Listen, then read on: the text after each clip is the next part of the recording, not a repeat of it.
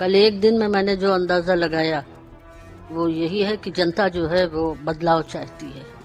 जनता चाहती है कि अब बदले सरकार, क्योंकि जनता की भी अपनी कुछ शिकायतें हैं सरकार से। भाजपा की सरकार है, वो कह रहे हैं कि आप सीटें पार करेंगे, तो क्या आपको लगता है कि भाजपा अपनी तीसरी बार सरकार बनेगी? देखिए, जिस तरह से प्रतिक्रिया लोग दे रहे हैं उससे तो नहीं लगता कि भाजपा की सरकार बनेगी।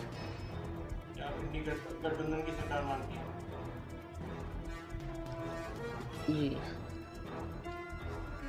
आजम खां को कल डूंगरपुर प्रकरण में दूसरी बार ये सजा सुनाई गई है, इसमें क्या कहना? देखिए, कल जो सजा सुनाई गई है 10 साल की, इसने नाइंसाफी की एक आखिरी दर्जे की चरम सीमा है नाइंसाफी की, क्योंकि आजम खान साहब से इस डूंगरपुर प्रकरण का कोई ताल्लुक ही नहीं था। आजम खान साहब उस समय सरकार में मंत्री जरूर थे, लेकिन ये योजना जो थी एक सरकारी योजना थी जो डीएम के आदेश पर ये मकान बनाए गए थे।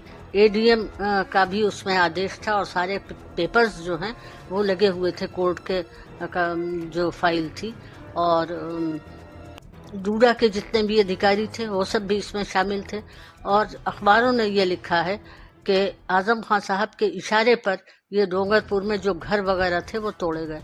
तो यहाँ मैं एक बात ये भी साफ करना चाहती हूँ कि किसी व्यक्ति विशेष के इशारों पर सजाएं नहीं मिला करती, सजाएं सबूतों के आधार पर मिलती हैं। और आजम साहब के विरुद्ध कोई भी ऐसा सबूत नहीं मिला है कि उन्होंने लूट और डकैती में हिस्सा लिया हो या लूट और डकैती का माल उनके घर से बरामद हुआ हो। कोई सबूत नहीं है, फिर भी सजा दी गई क्योंकि सजा देनी ही थी। एक तरफ तो आप गवाहों, आजम खान साहब का नाम एफआईआर में नहीं था, सिर्फ गवाहों के आधार पर उन्हें सजा दी गई।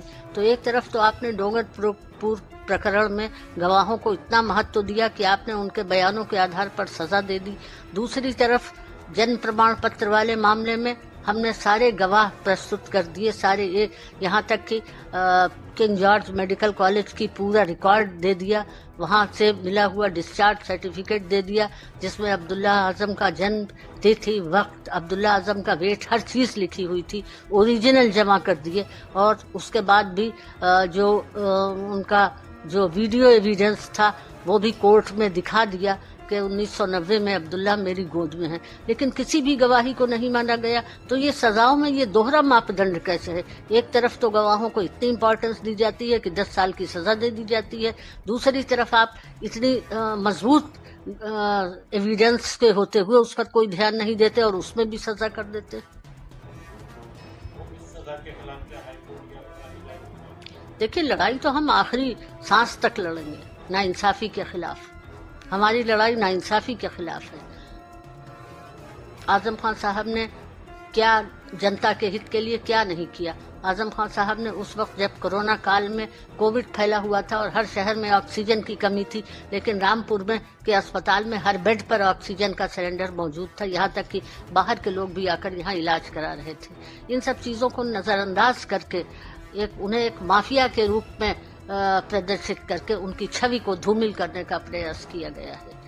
और यहाँ पर मैं आपको ये भी बता दूं कि मैं ऐसे ही ये टिप्पणियां नहीं कर रही हूँ, बल्कि 16 अप्रैल के दैनिक जागरण में 21 जो सेवानिवृत्त रिटायर्ड जो जजेस हैं हाई कोर्ट के और सुप्रीम कोर्ट के, उन्होंने चीफ जस्टिस ऑफ इंडिया को एक खत लिखा है और उसमें उन्होंने एक तरह से वार्न किया है चीफ जस्टिस को कि न्यायपालिका को अनुचित दबावों से मुक्त कराएं और न्यायपालिका को कमजोर करने की कोशिशें की जा रही हैं। तो ऐसे ही फैसले न्यायपालिका की छवि को धूमिल करते हैं।